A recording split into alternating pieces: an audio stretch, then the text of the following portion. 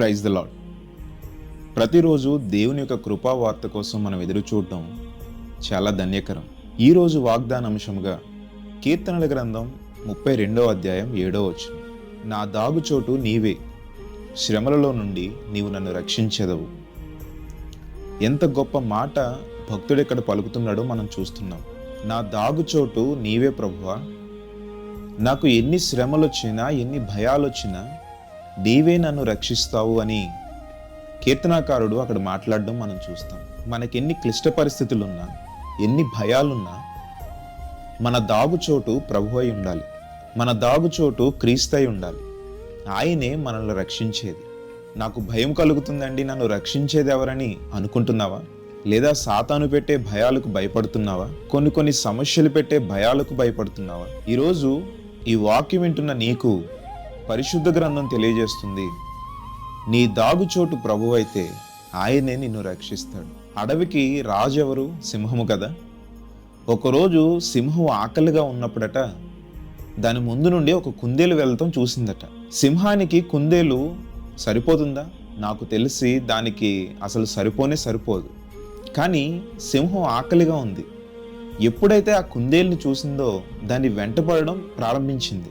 సింహం వెంటపడుతుంది చంపడానికని గమనించిన ఆ కుందేలు వెంటనే పక్కనే ఉన్న రాళ్ల సందులోకి దూరిందట.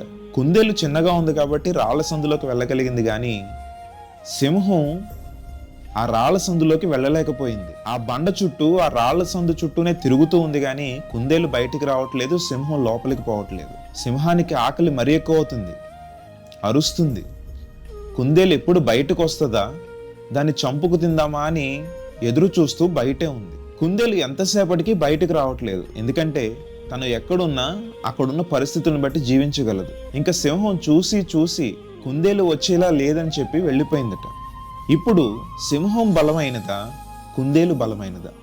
మామూలుగా మనకు తెలుసు, చూసే విధానం బట్టి, మనకు తెలిసిన జ్ఞానమును బట్టి సింహము బలమైనది, కుందేలు బలహీనమైనది. కానీ నేనంటాను, కుందేలు ఎక్కడైతే ఆశ్రయం పొందిందో, ఎక్కడైతే తను దాగుకుందో ఆ ప్రదేశం బలమైనదని నేను అంటాను. తను రాళ్ల సందులో దాక్కుంది కాబట్టే ప్రాణాలతో బయటపడింది. ఈరోజు ఎన్నో శ్రమలు బట్టి, ఎన్నో శోధనలు బట్టి, చీకటి శక్తులను బట్టి, దెయ్యములను బట్టి భయపడుతున్న నీవు, నీ దాగుచోటు ఎక్కడుంది?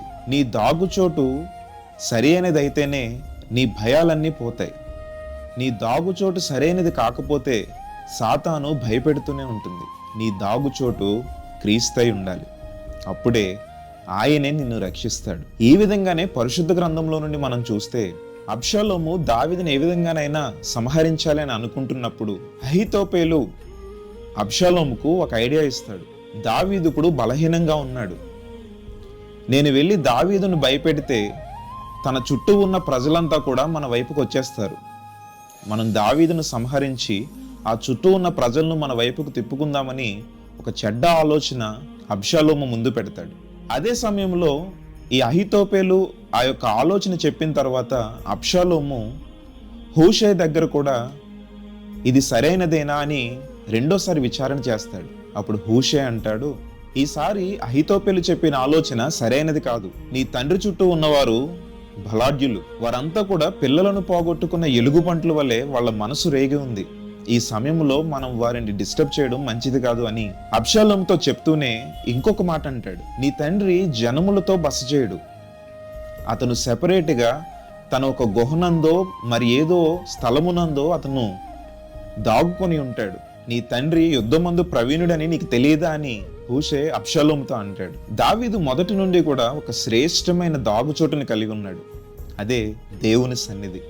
దావీదునకు ప్రతిసారి జయం కలుగుతుంది, శత్రువుకు అపజయం కలుగుతుందంటే అది దావీదు శక్తిని బట్ట కానే కాదు, అతడు దాగి ఉన్న దేవుని సన్నిధిని బట్టి, అతని వెనుక ఉన్న దేవుని బట్టి, అతను కలిగి ఉన్న జీవము గల దేవుని బట్టి.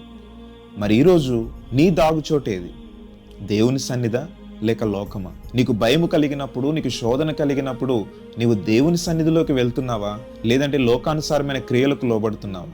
మన దాగుచోటు క్రీస్తై ఉండాలి. ఇంతకుముందు మనం చెప్పుకున్నట్టు కుందేలు బండ సందులో దూరి ఏ విధంగా అయితే తన ప్రాణాన్ని సింహం నుండి రక్షించుకుందో, ఈరోజు సాతానుకి మన జీవితాలు బలవకుండా, సాతాను పెట్టే శోధనలో మనం పడకుండా, సాతాను చూపించే శోధనలో మనం పడిపోకుండా క్రీస్తు అనే బండను మనం ఆశ్రయం చేసుకోవాలి. అప్పుడే దావీదు ఏ విధంగా అయితే శత్రువుల మీద జయించి శత్రువులను ఓడించాడో, నీవు కూడా ప్రతి శోధనను, ప్రతి సమస్యను నువ్వు ఎదుర్కోగలుగుతావు. సాతాను గర్జించు సింహం వలె తిరుగుతున్నప్పటికీ నువ్వు ఏ మాత్రం వెనుదిరగకుండా, ఏ మాత్రం భయపడకుండా నిర్భయంగా జీవించగలుగుతావు.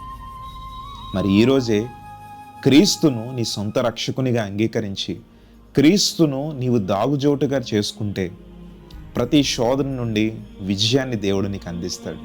ప్రతి భయము నుండి దేవుడు నిన్ను తొలగిస్తాడు. ఏ భయము పడాల్సిన అవసరం లేదండి, ఎందుకంటే మన దాగుచోటు క్రీస్తే. అటు కృప దేవుడు మనకి దయచేయను గాక. ఆమేన్.